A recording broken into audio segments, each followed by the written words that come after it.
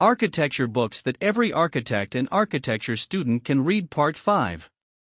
Art and Architecture in Mexico by James Olds. James Olds offers new readings of painting, architecture, sculptures, photographs, and prints.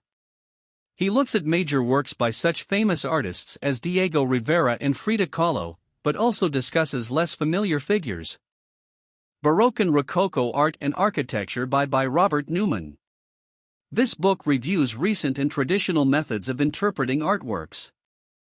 The Architecture of Happiness by Alain de Botton. The Architecture of Happiness is an illustrated book on the philosophy and psychology of architecture and the connection between our identities and the location we are in. The Urban Sketching Handbook. Architecture and Cityscapes, Tips and Techniques for Drawing on Location by Gabriel Campanario.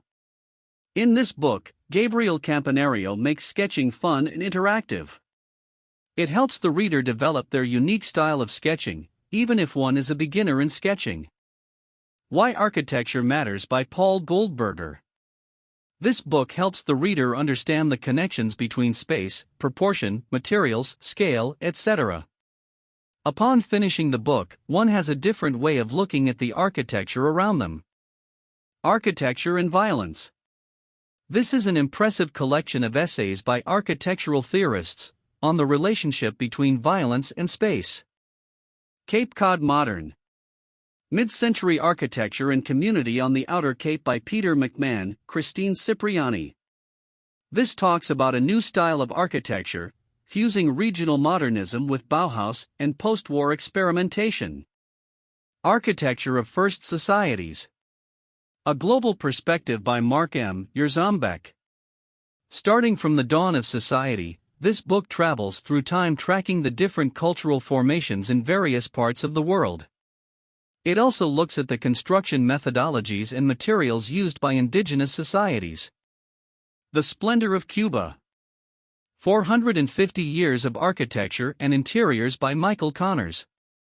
A significant compilation of the important mansions, palaces, and private homes of Cuba that have been brilliantly preserved.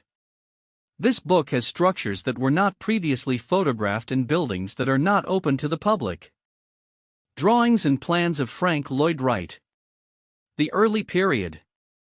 This has been called the single most important compilation of works of Frank Lloyd Wright. Thank you, dear viewers. Hope you all enjoyed the information. Please do like, subscribe, share and enjoy watching my videos. Let's spread knowledge and wisdom. The Amazon links for the books have been given under in the description. Thank you all.